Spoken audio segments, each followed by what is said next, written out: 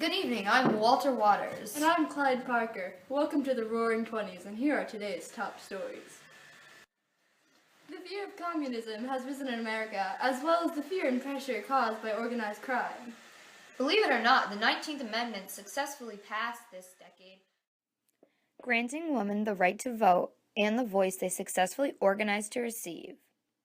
Yet, I am still a male news anchor. With World War I over, America has decided to take a stance of isolation. Yet, leftover fear of communism is wreaking havoc within the country. Here's our government correspondent Lloyd with the story. Hello, I'm Lloyd, and I'm here on Wall Street, where there was an unexplained bomb blast that has already killed 38 people and hundreds of others. It is believed that this big red scare was caused by the small communist party present in our country. Religious leaders are taking action on this horrific event. Back to you, Walter. In other news, in government, the Ku Klux Klan has made a comeback in a big way, with membership topping up to 15 million, with their parades promoting intolerance and prejudice from their way of life in the Bible Belt southern states. You may already have recognized this group as those who wear red robes and the big pointy hats. They're also recognized for their burning of the cross, as they practically are anti-everything in religion. And now on to education. The 1920s is showing more legislation to keep students in school until the age of 18, yet disputes about this education have arisen.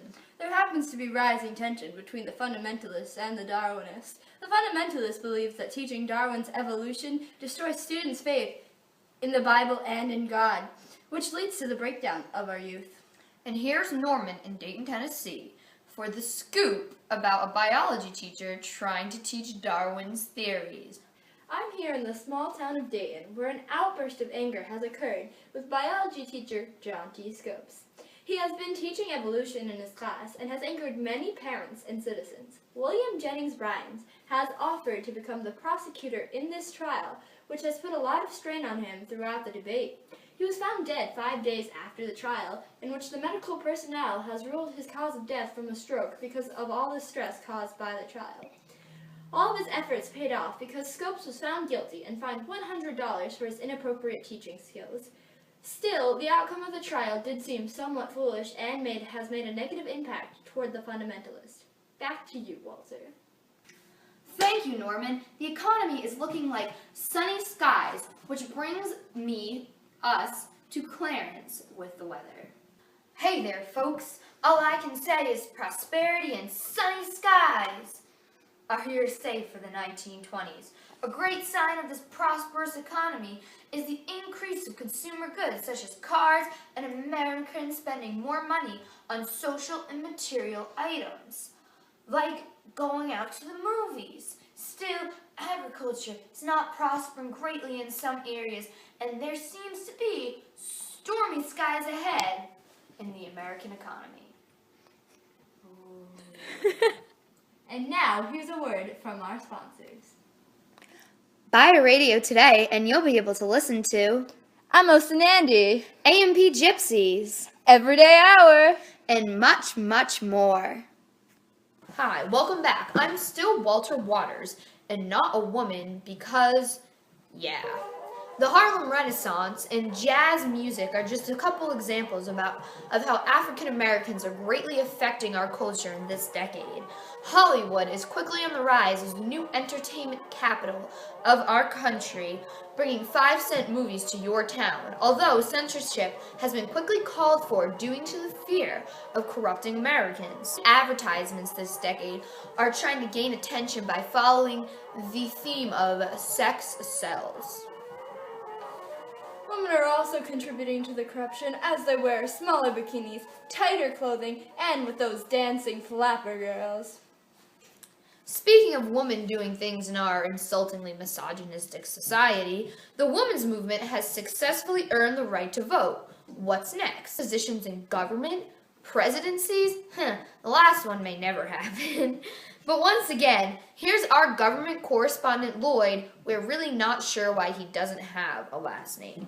Hello there, America. Lloyd had to Step out. So I'll be his replacement for the time being. I'm going to speak about women's rights today and about the beautiful passing of the 19th Amendment. I'm here with Alice Paul, the leader of the National Women's Party. Wait a minute. Why is there a woman on the screen? And reporting? And in a pantsuit? This show has gone mad. It is still the 1920s. I think she looks pretty nice. Stop it, Clyde.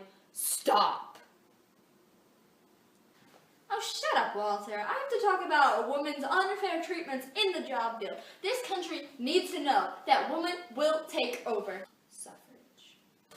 Okay, that's enough of Victoria. Let's go to Lloyd so he can talk about a real issue, such as organized crime. Lloyd? Still doesn't have a last name. Well, I'm here at Alcatraz prison where the famous mobster, Al Capone, has finally been imprisoned. Gang violence has spawned all over the country, and organized violence with people who call themselves gangsters. Rival gangs have violent wars break out in some of our biggest cities. Police find it very difficult to crack these cases because, according to our sources, these gangsters follow a code of silence where no one will tell on each other. There have been a total of about 500 mobsters who have been murdered over the course of these years, which brings me back to the famous convict, Al Capone, who was named Public Enemy #1.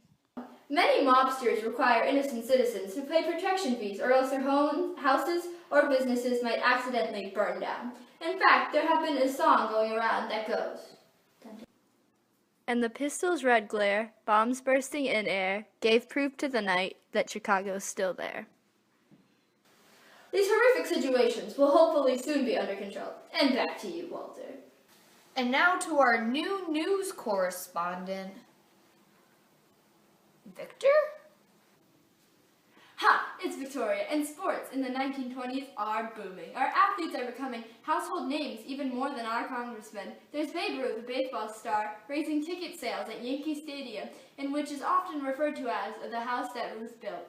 In 1921, over $1 million was totaled in from the attendance in Jersey City to see Jack Dempsey knock out Frenchman George Carpenter. And that was just the beginning of major turnouts for sports of the decade. But women are still excluded from the workforce as well because I'm Henry Ford, and the fact that planes are getting us safer and quickly across the country is great, but why don't you buy your very own Model T at just $260 a car and more efficient than ever, made by the assembly line? The Model Ts are taking over our way of travel.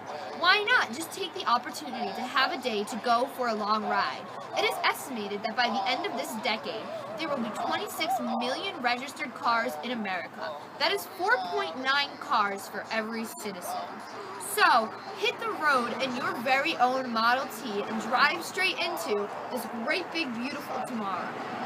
Henry Ford out.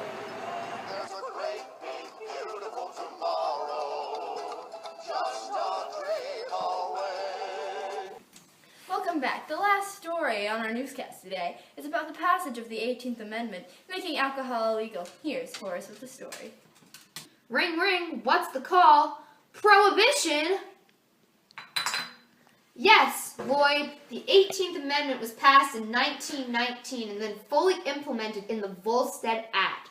This longtime supporters of this movement have been churches and women. The amendment and law on prohibition have turned out to be extremely hard to enforce. The federal government does not have enough officials to enact a law that is angering so many Americans, both rich and poor, who have looked to booze as a means of pleasure. Many Americans are actually making their home brews, yet this is occasionally causing blindness or even death. Speakeasies are replacing saloons where words are whispered at the door to get in. Hard liquor and foreign alcohol is being smuggled into America from countries like Canada, stressing our ties with them. And citizens in every town and many towns are doing whatever they can to stay wet. Back to you. And that is the end of Decade Update. The 1920s was a time of internal growth for our nation, and it had many inventions, such as the radio, plane, TV, and car, that forever changed the way of our life. And that's the end of the 1920s. Tune in next week for the Great Depression. The Empire State Building was built in this time!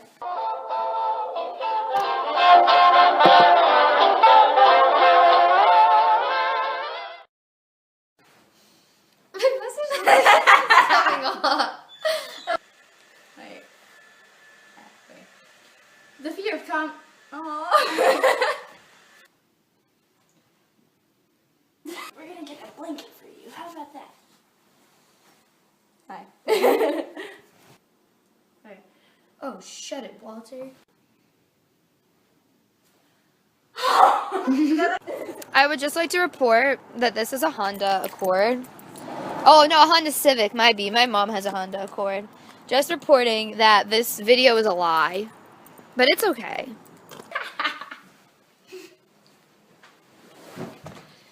I can't even.